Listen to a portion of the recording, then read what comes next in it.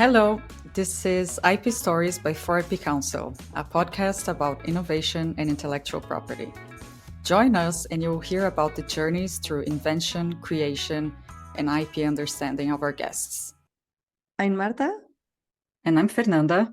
And today we're happy to welcome to our podcast Professor Giulia Priora. Giulia, we are very pleased to have the opportunity to have this chat with you today.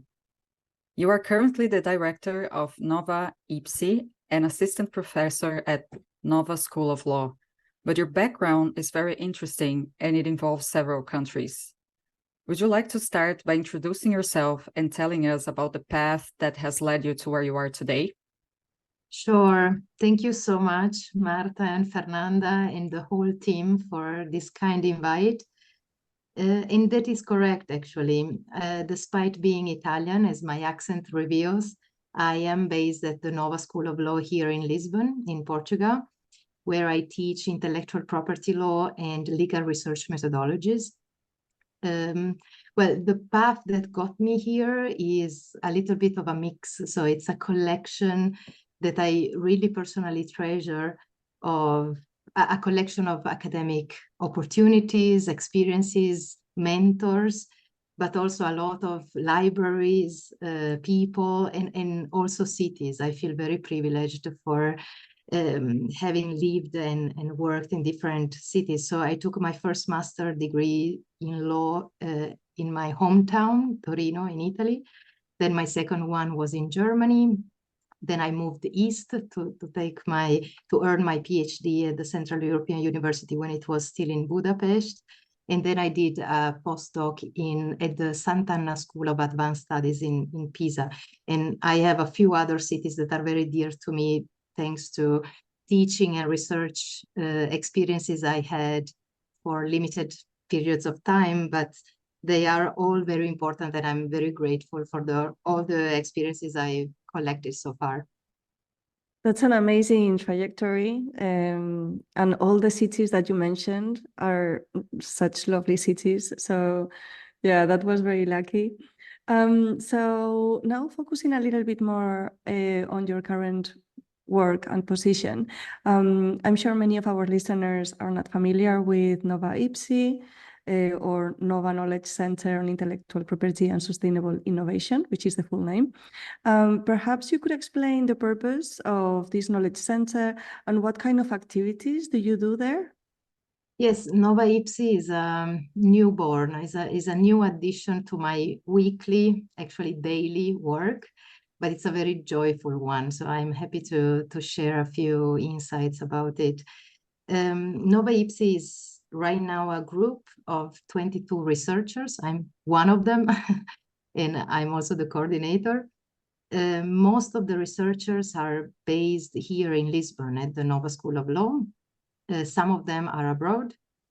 And I think what we all have in common is a certain degree of enthusiasm and a lot of scientific curiosity towards intellectual property law in all its jurisdictional levels, but specifically on the intersection between intellectual property as a concept, as a regulation, and sustainability as an idea, as a goal, is also something that we are still trying to figure out what it is really. So the purpose of the center is really to explore this intersection, right? Can we put these two things together? And my role as a coordinator is very much to lead this exploration, very broad, very open, and very much bottom up. So it's since we've been launched as a research center only 2 years ago, we are still really in the phase of researching, studying a lot, but also brainstorming very openly. And we do have, since this understanding intellectual property and sustainability is not really an easy task, we do have, we have structured our activities and our group not only in topics, so we do look at copyright, design, patent, and trademarks mostly, but we decided to have 4 pillar activities, one of which is our regular talks, so internal meetings when we just give each other peer feedback. but we have also the IPSI trainings where we start sharing a little bit of our knowledge with the external audiences. We have the IPSI desk, which is a little legal clinic for students, researchers, and professors at Nova University of Lisbon to come to us and learn a little bit more about intellectual property, and we learning a little bit more about their innovative and mostly sustainable ideas for the future. And then we have, because we are ultimately a research center, we have a fair ton of work on IPSI publications and academic events. The idea of researching IP and sustainability sounds very exciting to me. And I was wondering, when did you feel real interest in IP research and why? Fernanda, this is a very good question, but I don't have the strongest memory. So sometimes it's even hard for me to trace back the origin of some intuition or some conversation. But no, actually on this one, I do have some, so I do recall actually a few moments. I think my interest for intellectual property law actually stemmed from several seeds. So I could actually even mention my own family background where arts and music were really cultivated so generously. But if I had to pinpoint at one moment where my academic interest really started for the field of IP law, I would say that one decisive driver towards it was a course that I took during my very first master's degree in law that was entitled Critical Approaches to Incentives and Regulations. And in this course, IP was brought very effectively and very inspiringly as an example of the difficult task that we have in our legal systems of defining or deciding when and how we can claim this is mine. So I think from that little seed really remained and convinced me to embark on this journey.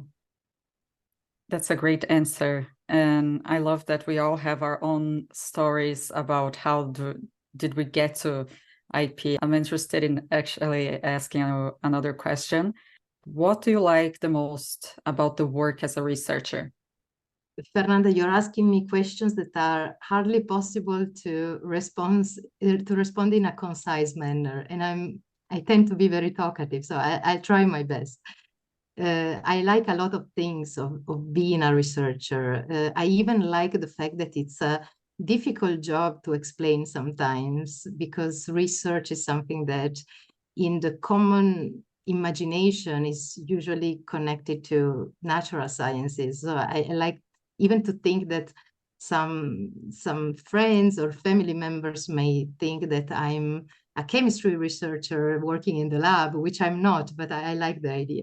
But on a more serious note, I think that in light of my experiences, if I have to look at my path that I'm sharing with you today, one of the things that I really owe to academic research is the possibility to travel a lot. So to meet places, people mostly, but also ideas, mindsets, cultures. And I want to sound also a little bit romantic. So it's not just physical travel, but it's also from my own desk travel. So reading a lot, that's something that I always enjoyed, but studying and trying to engage with different ideas, I think that's also a nice traveling that I like very much.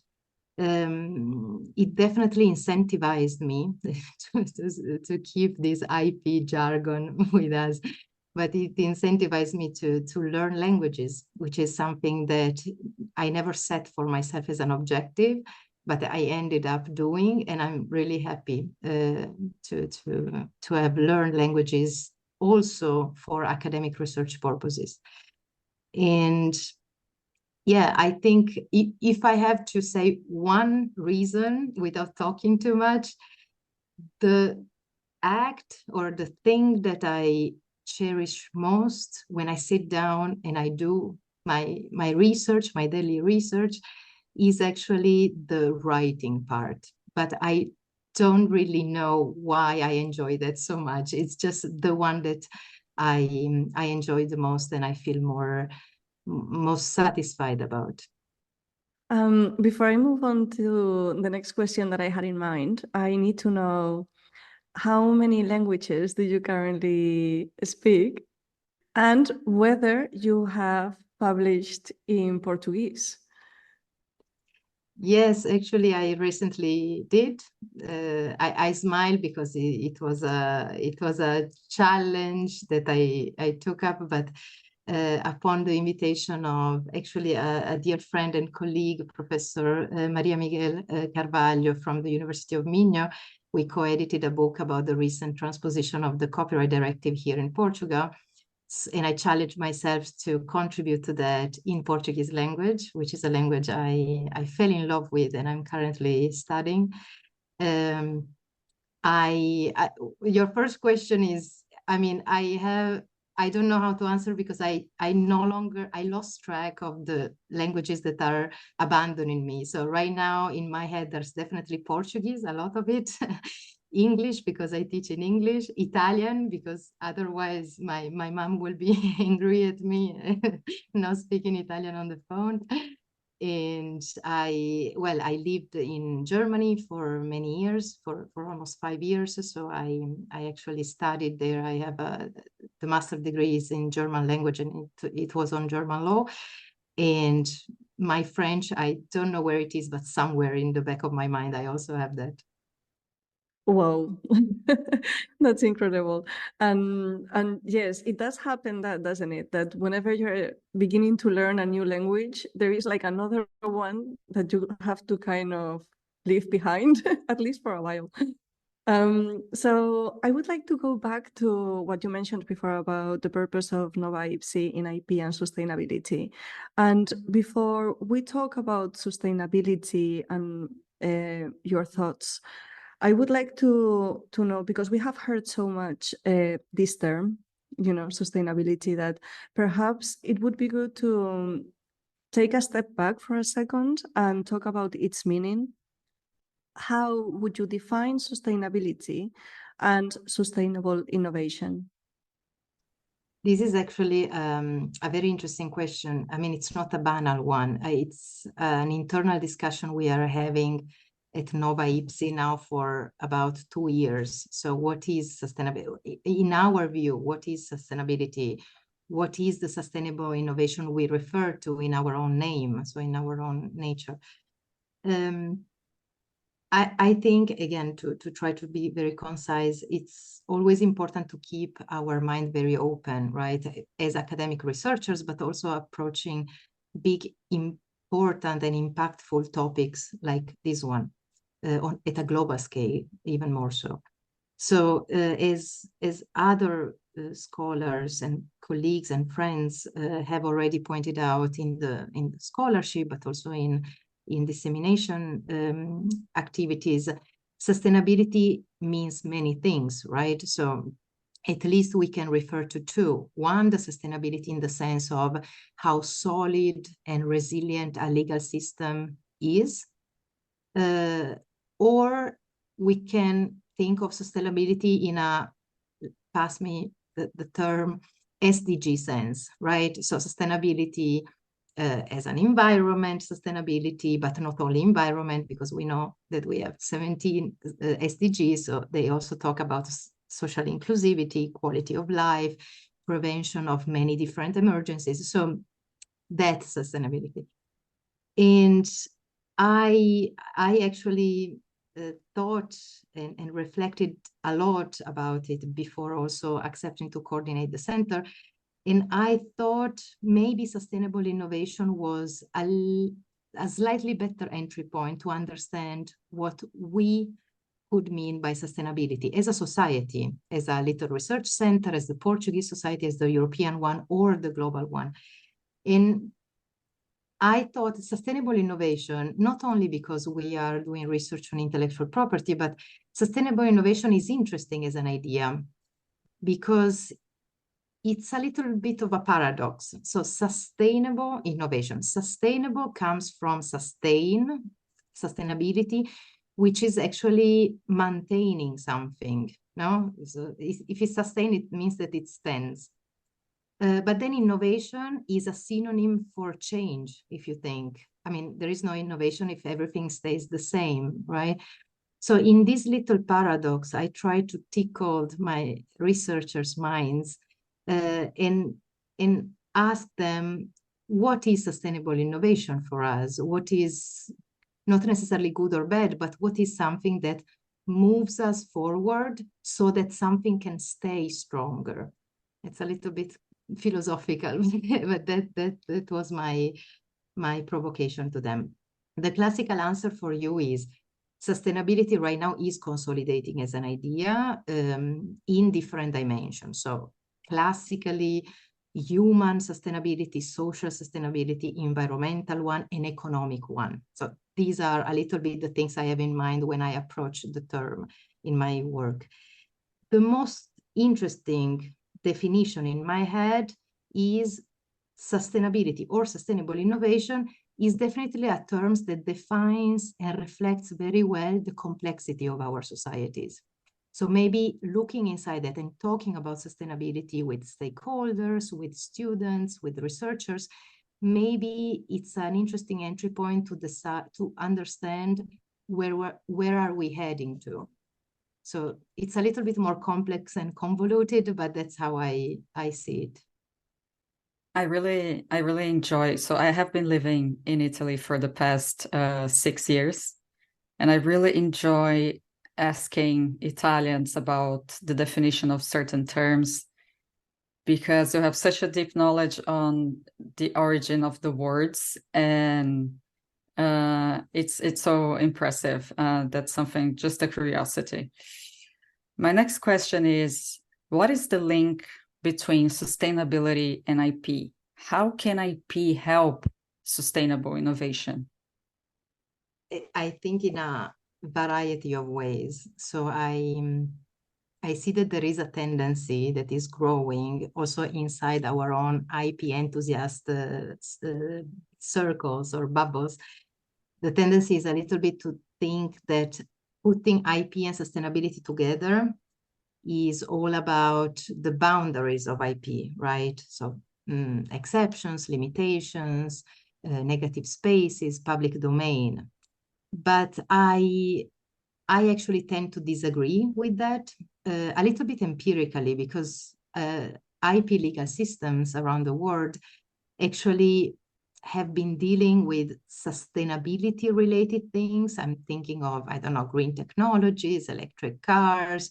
Also in the strict, I mean, most strict definition of sustainability, we still find typical subject matter of IP rights that have been around way before 2015, when the UN launched the Sustainability Development Goals. So it's not true that where there is sustainability, there is no IP right. I recently, together with Nova IPSI researchers, we have been studying quite in depth the system, for example, of fast-track patent registration for green technologies in the UK, in Japan. And there are very interesting examples. And maybe less intuitively, I can also think of copyright protection that has been applying for centuries now to the teaching materials, to the research outputs, even to the assignments of students, that resonates very well, if you think, also with the quality of SDG 4, quality education. Well, we have been trying to incentivize that, also giving copyright to people automatically. So I don't think it's a matter of black and white, or positive or negative, or gray zones of IP law. I think that IP can help sustainable innovation, can help us defining where we want to go, maybe towards a greener planet, a greener or a more socially inclusive way of life, simply by sizing itself adequately. So I have since my PhD the idea that IP should really look at its functions.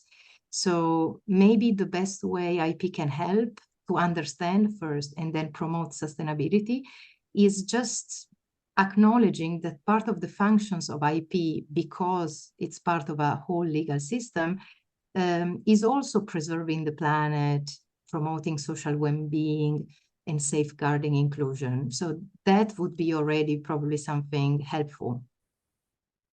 So I have done my own research, and I know that you also have an interest in the access to culture and knowledge. And I think this is a little bit linked to what you were mentioning about education. So this is part of the focus of when you were working in, sorry, in Recreating Europe. Could you tell us a little bit more about this? Sure, it's really a pleasure, because Recreating Europe was actually part of my postdoc experience I was mentioning before at the Sant'Anna School of Advanced Studies in Pisa.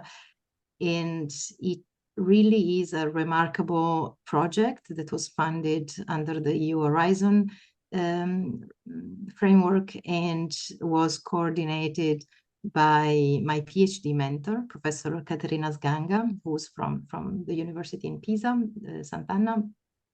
And is a project that really ambitiously, successfully, and impressively, in my view, led a very choral study on EU copyright law and how we could or should rethink it. So for me, from my little perspective, it was really an enlightening and very enriching learning experience. I learned a lot.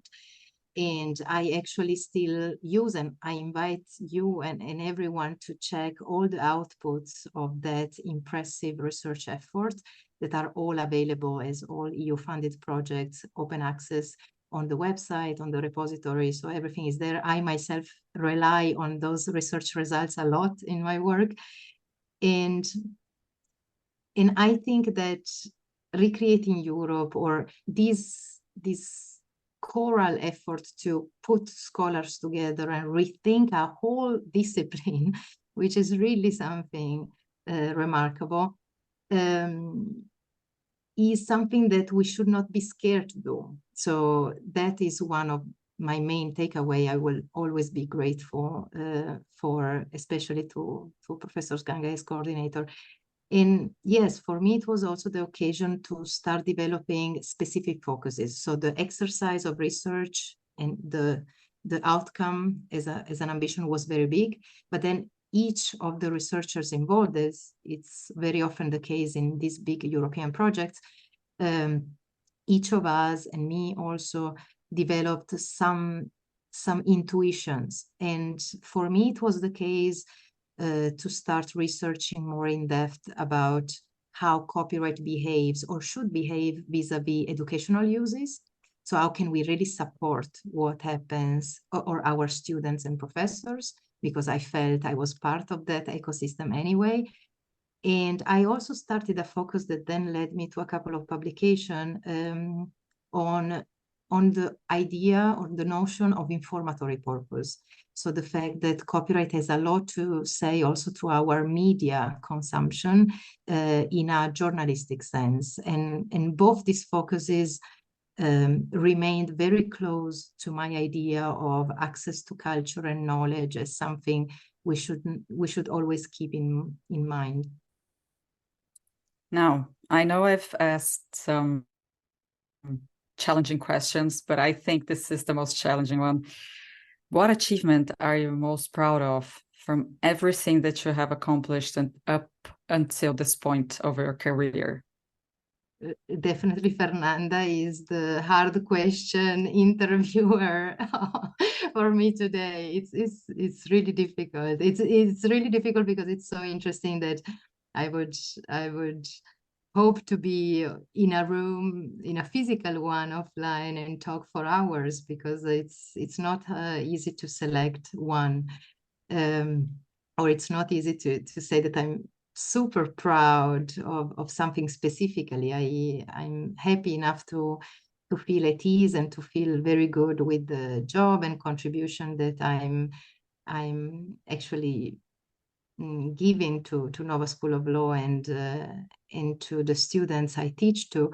But okay, I think that just out of gut feeling, right now, an achievement that was partially unexpected and really makes me happy on a weekly and daily basis. I'm a little bit hesitant because my students and researchers may be listening to this podcast later on, and I don't know how soft to be, but they know these things. So yes, I'm really happy about the coordination of Nova IPSI. I think that's an experience that, even though it's very recent, so 2 years is really the start of a journey that was inspired and built on other research centers that are doing excellent work around Europe and beyond. So that's nothing new on one side, but on the other side, I had totally underestimated the joy of seeing the creation of a physical space, because it's also a physical space where we study and we squeeze our brain together and we explain each other things, because sometimes really understanding things about the law, about IP law, everyone says it's such a technical field of law, but even if it wasn't so technical, explaining things or hearing things explained from different mouths, so from different people, really helps understanding better.